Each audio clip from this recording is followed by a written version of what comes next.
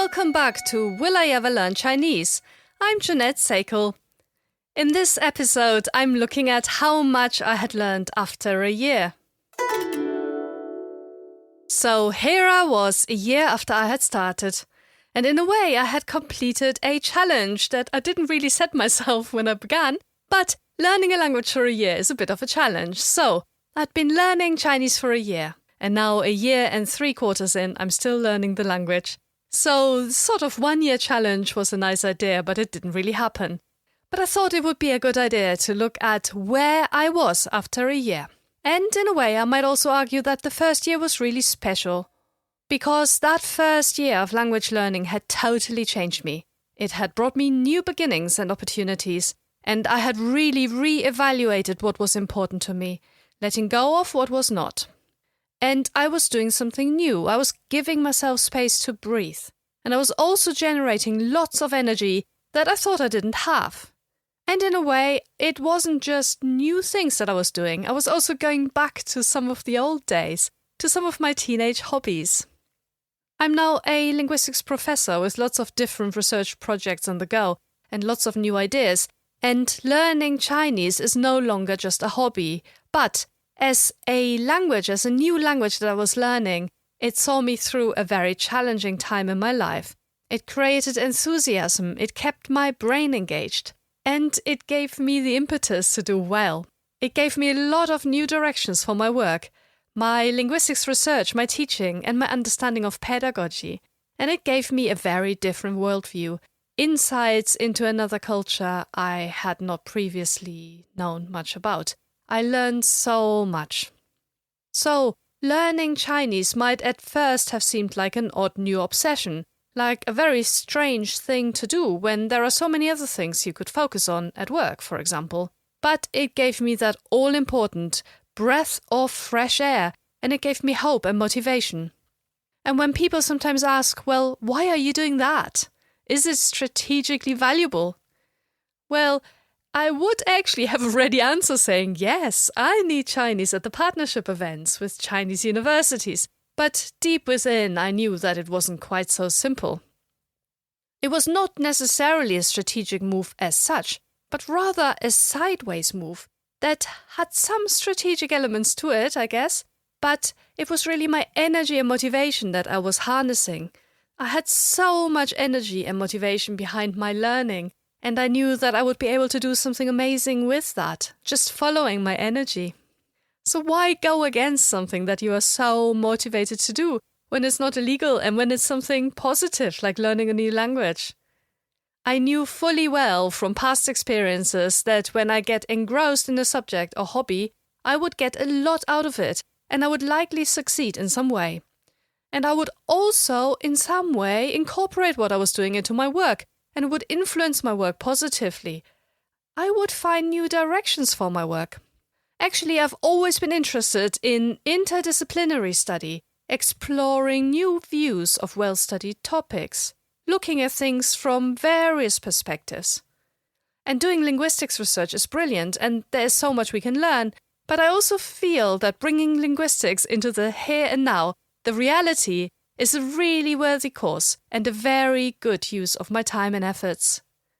And this is asking questions such as, how do we experience language learning? Well, I have looked at this before. I've written articles about the changes to individual languages when they come into contact with other languages, for example through language learning, and I looked very objectively at this topic. But by learning Chinese, I got much more out of it. I got engrossed in the topic, and I no longer merely had this objective researcher view, the outside view, but I had my own subjective experience to add. I was undergoing the learning. I was puzzling how I was remembering new words. I was reflecting on my own learning, and I was getting insights into the learning process that were hitherto not really visible to me. My work with Chinese eventually turned into a bit of linguistics research, and I shall be looking at this in a coming episode. For now, I will focus on my Chinese abilities after a year of study. So, after a year, how good was my Chinese? Well, I had reached the intermediate stage, that was for sure, and I was able to have a conversation exclusively in Chinese for a good period of time. so an hour or so. But I would make a lot of mistakes. I would have some false starts, and I would sometimes not understand what my conversation partner was saying, and I would say things that would lead to misunderstandings all the time. But I was able to use the language, and through using it, I was building up my proficiency even further. My learning turned into something else. It went away from these preset methods to engaging with the language in a new way, because now I was finally able to do so. Well, ish. At this stage, I could have moved to China and not been totally lost, rather having the right foundation for continuing my learning. I was no longer learning in secret on my own, but I was daring to engage in the language and speak with others, and this was a really big difference. Would I have been in a position to move to China to study at a university, though? Well, let's compare this to Denmark. When I first moved to Denmark to study there, my Danish was certainly less good than my Chinese was after a year, but I knew the closely related language Swedish. And I learned Danish pretty quickly. Having a closely related language really helps. Well, with Chinese I did not really have that, and I would have struggled at university as a student. I still did not know much linguistics terminology at the time, and later I explored this, but it took me some time. And I still struggled in some areas, so I would certainly have given a very babyish presentation had my lecturer in China asked me to talk about Inuit marriage customs in Chinese at that stage. In the first week, after I had just started learning Chinese, I did a strange little thought experiment, asking myself if I had to go to China to teach in a year's time, would I be able to do that? And would I be able to teach exclusively in Chinese? That is a difficult question. And again, I was lacking a lot of vocabulary at the time. I was not really able to use Chinese in a work setting just yet. That was coming a little bit later. But then again, I know a lot of colleagues, a lot of researchers who have moved to other countries without speaking that language very well and teaching in English instead. So, should I have had to move to China and teach in Chinese after a year though? I think I would have really struggled. But I would have been okay teaching in any other language. So, after a year, did I think that Chinese was difficult to learn? Well, yes and no. It's certainly not impossible to learn, and in terms of difficulty, well, it's up there with other languages I know. And perhaps it is easier just because there are so many TV dramas, there's podcasts and so on, so I can immerse myself in the language much more. I can have a lot of great input in areas that I'm really interested in as well.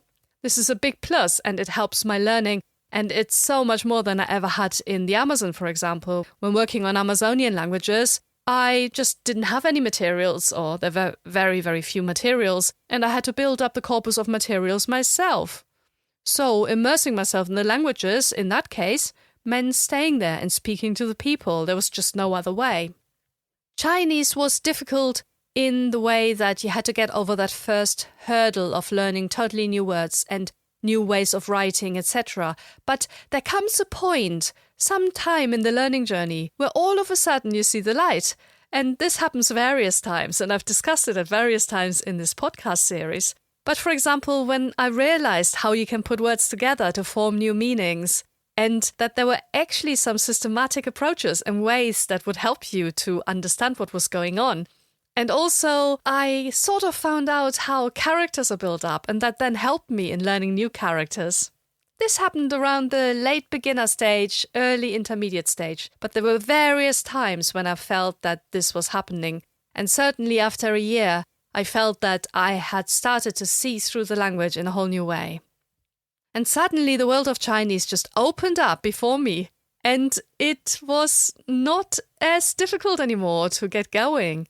I could more easily learn new things. I could all of a sudden read things out loud that I didn't quite understand. I could guess what meanings were and so on. But at first, it's about getting used to these new sounds, the new structures, and very different ways of speaking. And obviously, there are the Chinese tones, there are the Chinese characters. These are tricky areas, and they can really throw a learner, but they're not impossible to learn. Then there are areas where people might think Chinese is actually relatively simple.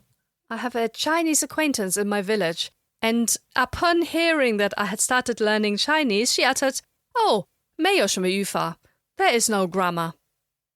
I was actually mildly upset by this statement, well, as are many Chinese learners, because she obviously didn't mean any harm, but having struggled through the ins and outs of beginning to learn Chinese, I felt almost like people were dismissing my efforts. Oh, but there's less to learn.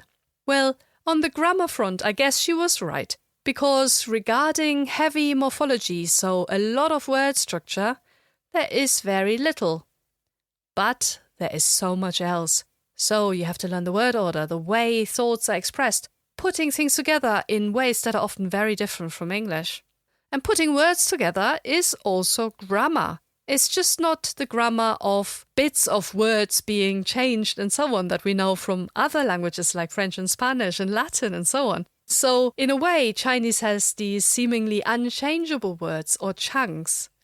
So in hindsight, which part of my learning approach were good and maybe not so good when it came to learning grammar? Well, I can only speak for myself. I have no, what we call in linguistics terms, control group here. No people who did it differently and learned it in any other way. But I can say for myself that there were some specific areas in my learning approach that were really positive. But there were also areas that held me back ever so slightly.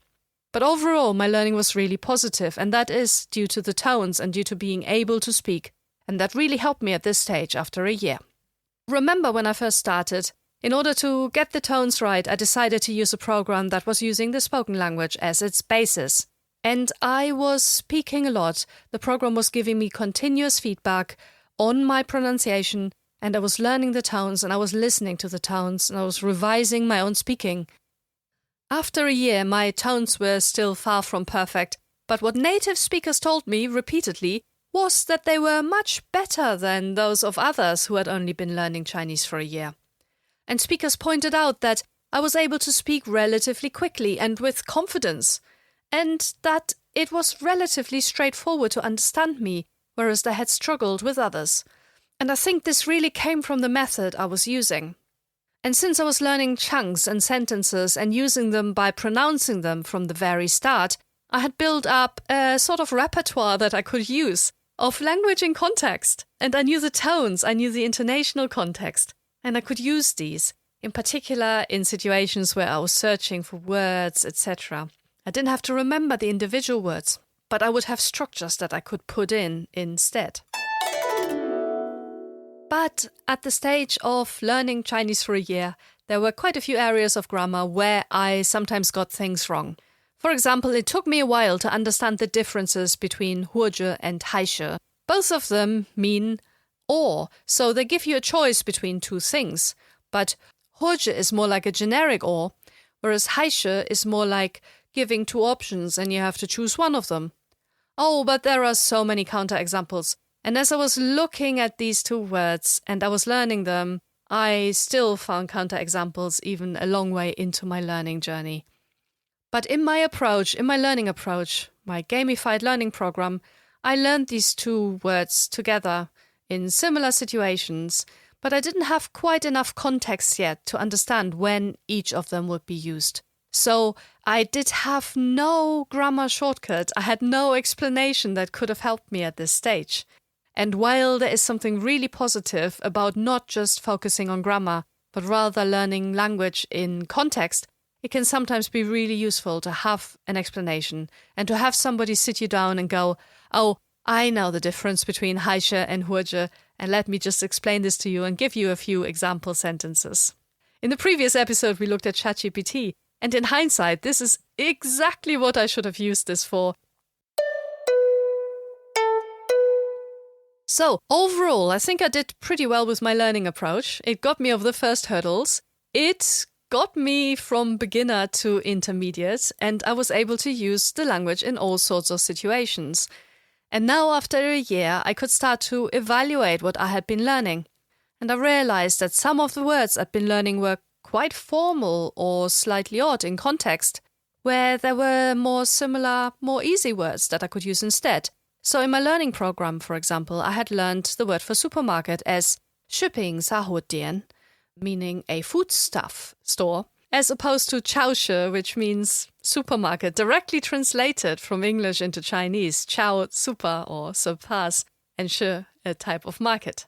So as I was getting better at the language and starting to evaluate the language, I was suddenly able to make these choices to realize, this is quite a formal expression. What are they saying in the movies? What are people using on the street? And this seems to be a more appropriate expression in context here. I shall use that. So after a year, I was in the position to evaluate what I had learned and adjust what I had learned. And I had really started to see through the fog a little bit more.